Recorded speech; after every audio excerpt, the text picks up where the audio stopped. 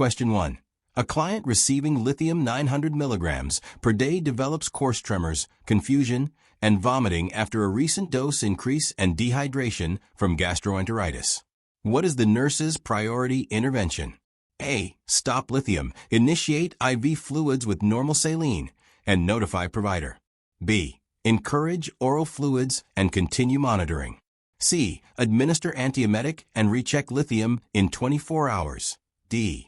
Withhold lithium until symptoms resolve. Answer. Stop lithium, initiate IV fluids with normal saline, and notify provider. Rationale. Lithium excretion decreases with dehydration. Symptoms suggest severe toxicity, requiring IV fluid support to promote renal clearance. Question 2. A client on warfarin after valve replacement presents with new onset headache, ecchymosis on arms, and IN are 7.2. What should the nurse do first? A. Stop warfarin and prepare IV vitamin K. B. Notify provider and give acetaminophen for headache. C. Administer oral vitamin K and continue therapy. D. Assess for other bleeding sources before acting. Answer. Stop warfarin and prepare IV vitamin K. Rationale. An IN are greater than 7 with neurological symptoms may indicate intracranial bleed. Immediate reversal is life-saving. Question 3. A client on phenytoin for seizure control is admitted with unsteady gait and nystagmus. Serum phenytoin level is 28 micrograms per milliliter. Which nursing action is most urgent? A. Hold dose and notify provider immediately. B. Administer activated charcoal. C. Reduce next dose by half. D. Increase IV fluids. Answer. Hold dose and notify provider immediately. Rationale. Toxic levels greater than 20 micrograms per milliliter cause CNS depression. Early intervention prevents respiratory compromise. Question 4. A client receiving IV vancomycin rapidly develops flushing, pruritus, and hypotension. The provider insists to finish the dose quickly. What should the nurse do? A. Slow the infusion rate and inform provider of possible red man syndrome. B. Follow the provider's order and complete infusion. C. Stop infusion, flush line, and report adverse event to pharmacy. D. Continue infusion with normal saline bolus. Answer. Slow the infusion rate and inform provider of possible red man syndrome.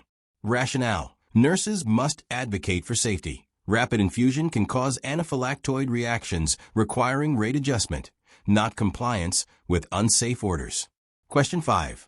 A client on digoxin and furosemide reports seeing halos and has HR 42 BPM. Potassium ion equals 2.8 milliequivalent per liter. What is the priority nursing action? A. Hold digoxin, replace potassium, and notify provider. B. Give digoxin and recheck HR in 30 minutes. C. Administer antiemetic for nausea. D. Start cardiac monitoring but continue meds. Answer. Hold digoxin, replace potassium, and notify provider. Rationale. Hypokalemia potentiates digoxin toxicity. Both drugs must be held until electrolyte correction. Question 6. A client on gentamicin and vancomycin for sepsis develops a rise in creatinine from 0.9 to 2.4 milligrams per deciliter in 24 hours. What action is most appropriate? A. Stop both antibiotics and notify provider. B. Increase IV fluid rate. C. Continue therapy and recheck labs in 12 hours. D. Administer sodium bicarbonate. Answer. Stop both antibiotics and notify provider. Rationale.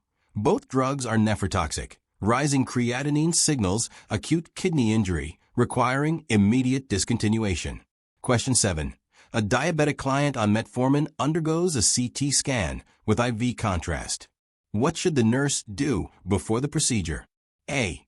Hold metformin 48 hours before and after the procedure.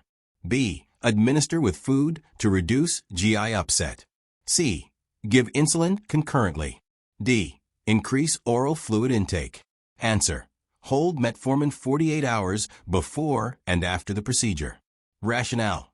Contrast-induced nephropathy can precipitate lactic acidosis with metformin. Withholding drug prevents fatal toxicity. Question 8. A client taking spironolactone and lisinopril reports weakness and palpitations. ECG shows peak T waves. What should the nurse do first? A. Notify provider and expect order for sodium polystyrene sulfonate. B. Encourage increased dietary potassium. C. Continue both medications. D. Start IV fluids with potassium chloride. Answer. Notify provider and expect order for sodium polystyrene sulfonate. Rationale.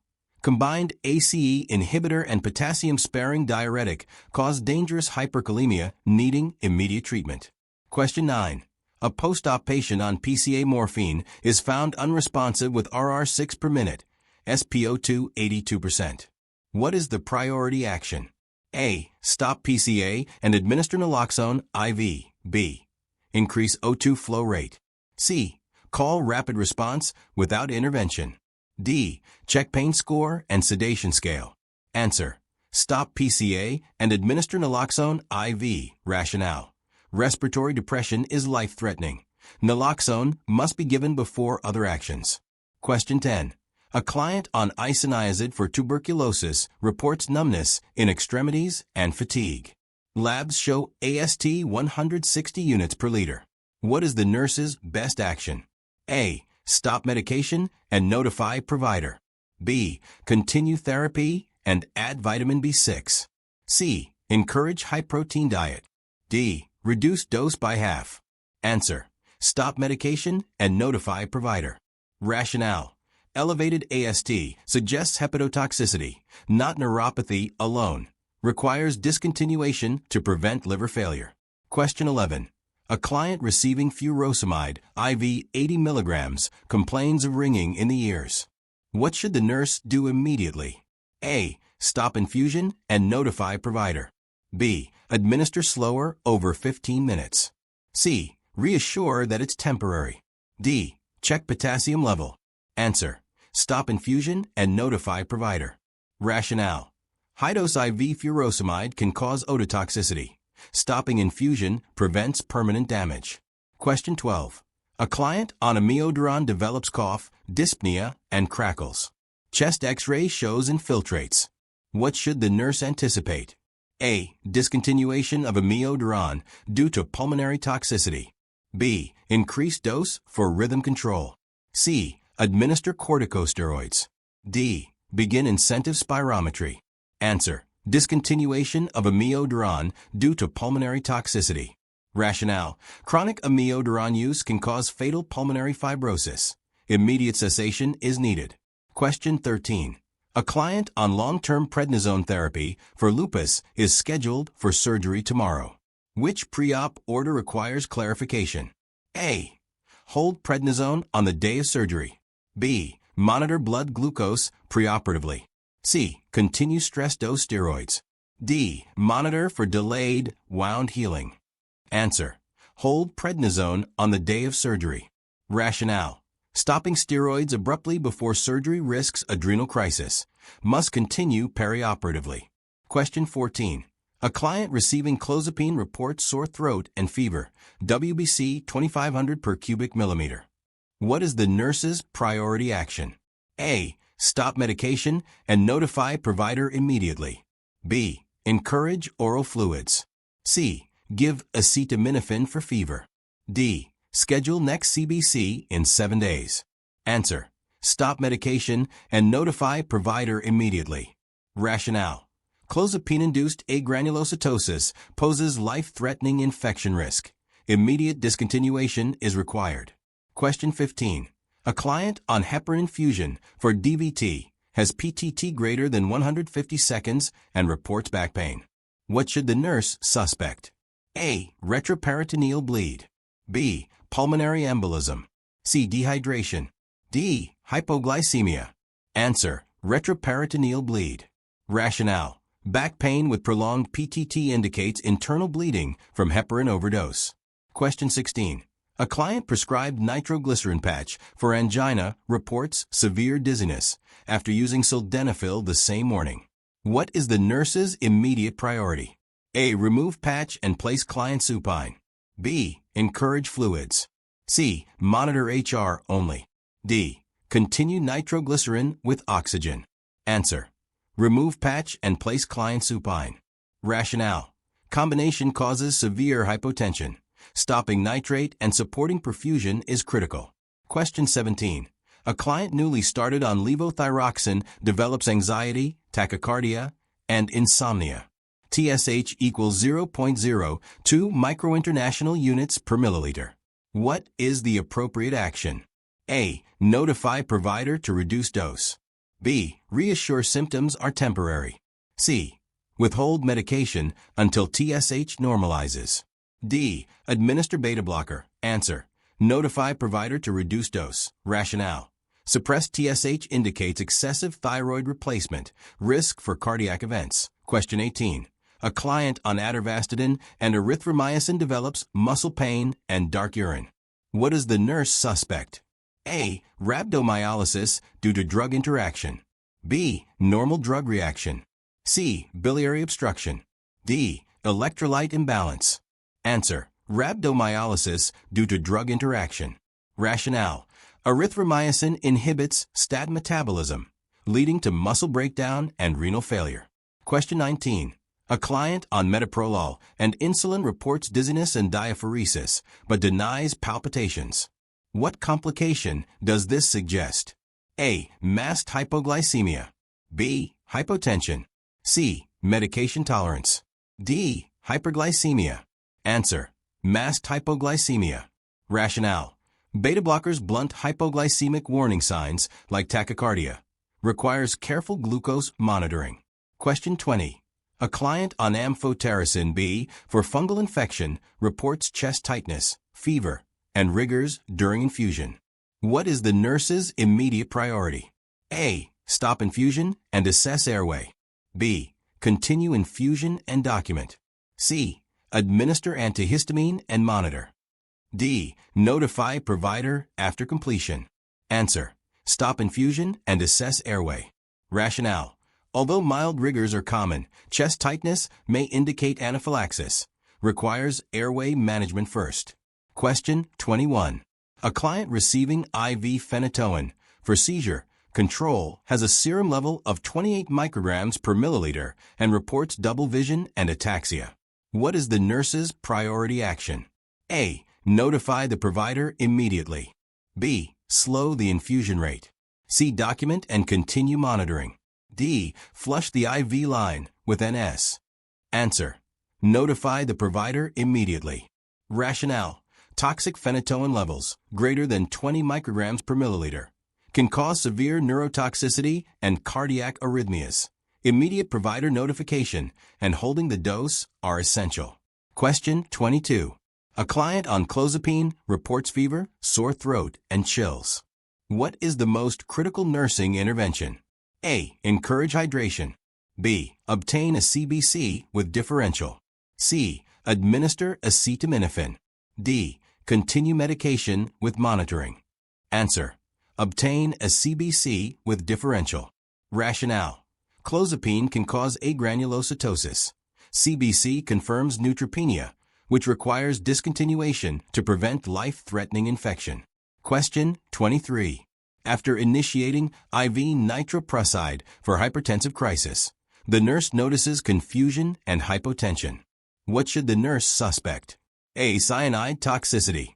B. Hypoglycemia. C. Fluid overload.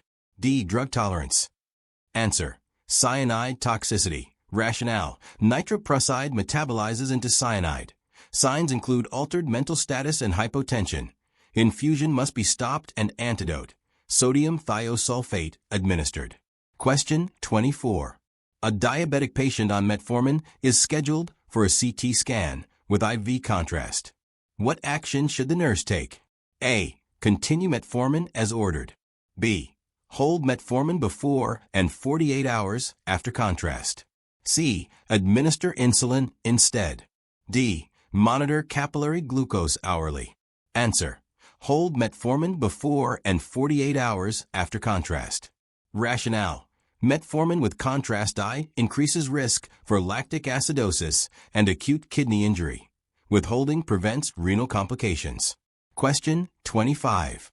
A client taking digoxin reports nausea, blurred vision, and yellow halos around lights. The pulse is 48 BPM. What is the nurse's next step? A. Give the next dose with food. B. Hold the medication and notify the provider. C. Recheck the pulse in 15 minutes. D. Administer an antiemetic. Answer. Hold the medication and notify the provider. Rationale. Signs indicate digoxin toxicity, especially with bradycardia. Medication must be held to prevent cardiac arrest. Question 26. A client on gentamicin reports hearing loss and dizziness. Which assessment is most critical? A. Serum creatinine. B. Temperature. C. Blood glucose. D. BUN. Answer. Serum creatinine. Rationale. Aminoglycosides are nephrotoxic and ototoxic. Elevated creatinine suggests renal impairment requiring drug adjustment. Question 27. During IV vancomycin infusion, the client develops flushing and hypotension. What should the nurse do first? A. Stop the infusion immediately. B. Notify the provider after infusion. C. Administer diphenhydramine and restart infusion. D. Document and continue. Answer. Stop the infusion immediately. Rationale. Red man syndrome from rapid infusion causes histamine release. Stop infusion and treat before restarting at a slower rate. Question 28. A client on warfarin has an INR of 7.2 with minor gum bleeding. What is the nurse's immediate action? A. Administer vitamin K as ordered. B. Hold the next dose and recheck INR. C. Continue the dose and monitor. D. Administer protamine sulfate. Answer. Administer vitamin K as ordered. Rationale. INR above 7 increases hemorrhage risk. Vitamin K reverses anticoagulation and prevents serious bleeding. Question 29. The nurse gives morphine 4 milligrams IV to a post-op patient. 10 minutes later, the client's RR equals 8 per minute. What is the priority action? A. Reassess in 5 minutes. B. Call a code blue. C. Administer naloxone. D. Place in Trendelenburg position. Answer. Administer naloxone. Rationale. Respiratory depression is a life-threatening opioid side effect. Naloxone reverses opioid-induced respiratory suppression. Question 30. A client taking spironolactone reports muscle weakness and irregular heartbeat. What lab finding would confirm the nurse's suspicion? A. Sodium 130 milliequivalent per liter. B. Potassium 6.2 milliequivalent per liter. C. Potassium 3.1 milliequivalent per liter. D. Calcium 8.0 milligrams per deciliter. Answer. Potassium 6.2 milliequivalent per liter. Rationale. Spironolactone is potassium sparing. Hyperkalemia can cause arrhythmias and requires immediate intervention. Question 31. A client receiving amiodarone reports cough, dyspnea, and chest pain. Which complication should the nurse suspect? A. Pulmonary toxicity. B. Heart failure. C. Bronchitis. D. Anxiety. Answer. Pulmonary toxicity. Rationale. Amiodarone can cause life-threatening pulmonary fibrosis. Any new respiratory symptom warrants immediate discontinuation. Question 32. The nurse prepares to administer insulin glargine and regular insulin in one syringe. What is the correct action?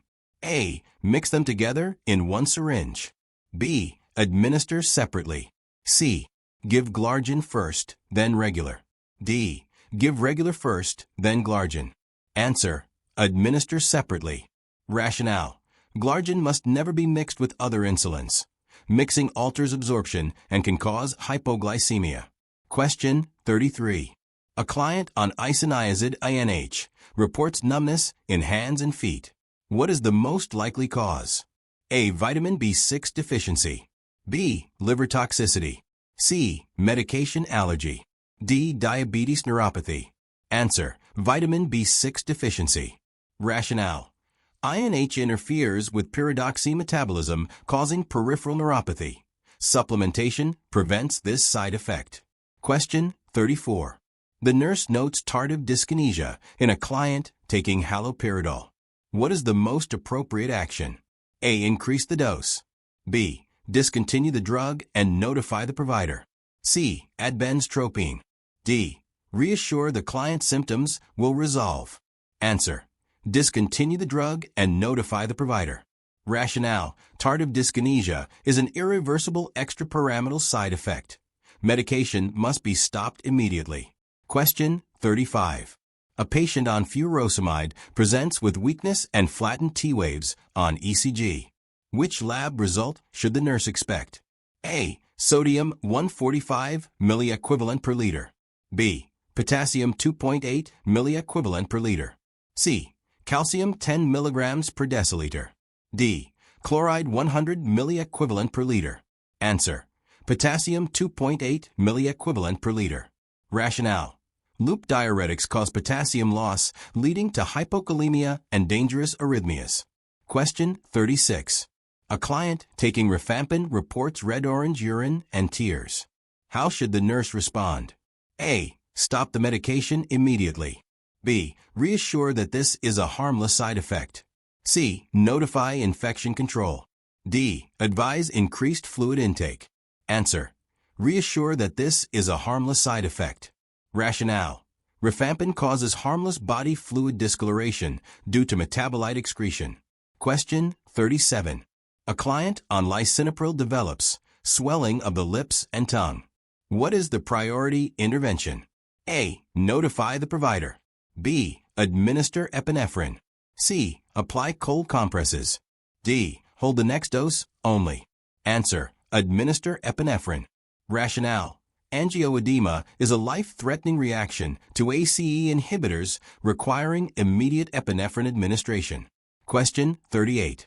A client on methotrexate for rheumatoid arthritis reports oral ulcers and bleeding gums. What lab value should be reviewed? A. AST or ALT. B. WBC count. C. Platelet count. D. BUN.